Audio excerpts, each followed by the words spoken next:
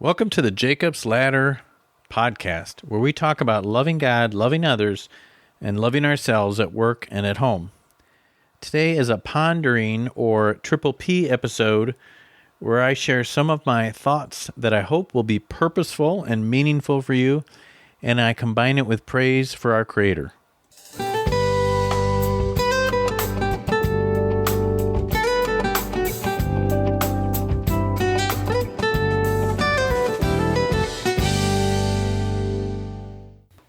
Hello and welcome to Jacob's Ladder episode 244, which is PPP episode 121.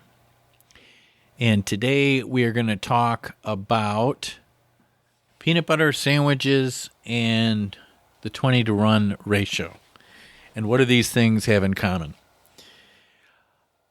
I have picked up some different principles over the years through self-help, through training, through my work, just through blog articles I've read, along the lines of how to better deal with people, how to better talk to people, how to, in religious or Christian terms even, how to love people.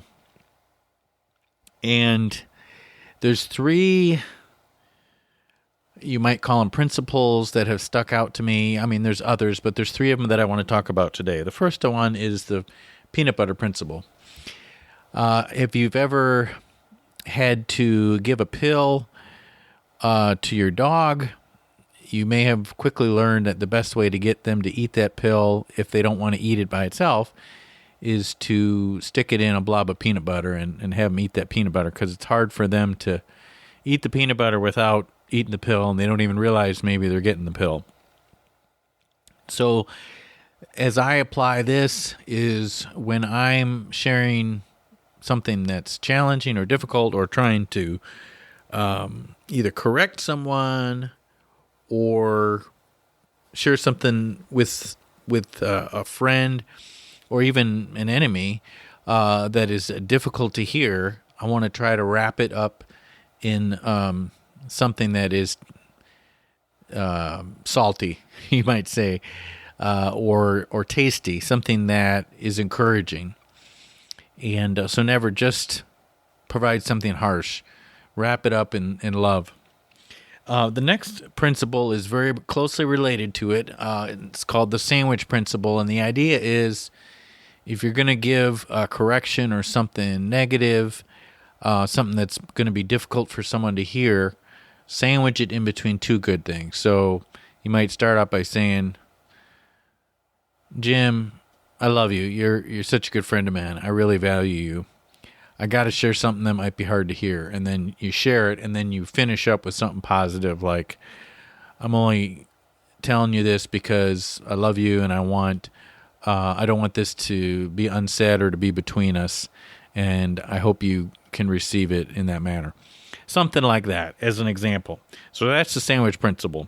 And then the 20-to-1 principle, I have heard mostly along or in the context of management, that when you are managing others and people are looking to you for your guidance and mentorship, you should strive for roughly, and I've heard the 10-to-1 ratio, but I kind of like the 20-to-1 ratio better, but you should probably strive to give somebody 20 positives for every one. So that one negative should take them by surprise. It should kind of wake them up, and because they're not used to hearing a correction from you, they're used to hearing encouragement from you.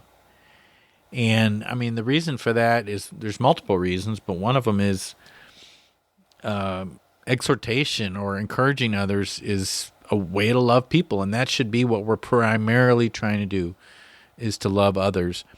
Now, giving someone negative comments, or maybe not negative comments is the right word, but something that's a challenge or a correction or a rebuke, but done in love, but still is hard to receive, that's also a way to show love. However, if you want it to be received and to maintain that relationship and maybe even deepen the relationship, You want to maintain that ratio. And you can't have a ratio of 20-1 unless you're actively involved in someone's life. Now, sometimes people are in our lives, not necessarily by choice, but like in the workplace or maybe in our church setting sometimes. We're just around people because we're both there for a particular reason, and we kind of have to be around each other. And so that may be one reason why you interact with someone enough where you could have such a lopsided ratio of 20-1.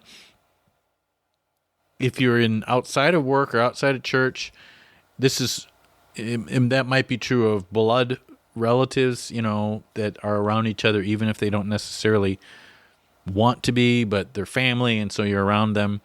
It applies there. But then it also applies with friendships where we really are there by choice. I mean, you shouldn't be in a friendship unless both are choosing to be in that relationship.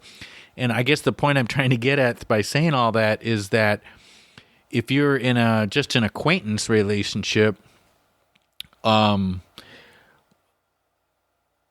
where there's not a deep level of intimacy, you don't know each other really, really well, and you don't spend a lot of time together, don't see each other that often, don't talk to each other that often, it's going to be hard to ever even achieve a ratio like this because there's just not enough interaction.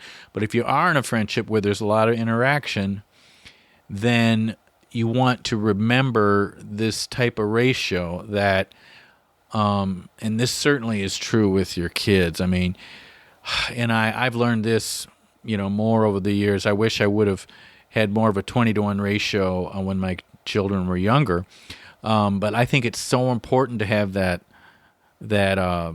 overwhelming majority of what the other person receives from you to be kind and encouraging and loving. And, that might mean you have to censor some things that are going on in your head. I mean, ideally, you want your thoughts to be loving as well. But if they're not, it's certainly better to zip those lips and to not say things that are negative or judgmental or hurtful. And I think that over time, at least what I've found, is my thoughts start to match my language. So if I'm speaking encouragement, I start to think encouraging. At least that's what I've found. In the workplace, I have to say I just have the best boss in the world, and he's so good at this principle. I mean, his ratio is probably more like 100-1. I mean, the default for him is being positive, and the performance he gets from the people under him and the loyalty he receives, both because of that and because of other factors like just other positive traits that he has, is through the roof. And his loyalty and the hard work that he gets from his people is just beyond whatever I've ever seen in other with another boss in any. And I've been in several industries and many different employers over the years. So that speaks really highly of him. But my main point is just that's an example of how powerful this can be. When you start with that basic principle of I'm going to by far mostly be encouraging and loving to others. So that's the 20-1 principle, and I'll wrap it up there. And to finish with praise for our Father, Psalm 68:19 says, "Blessed be the Lord who daily loads us with benefits, the God of our salvation, Selah."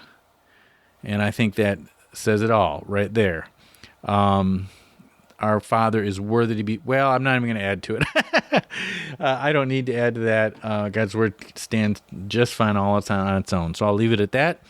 And thank you for listening. I hope you have a blessed day and week.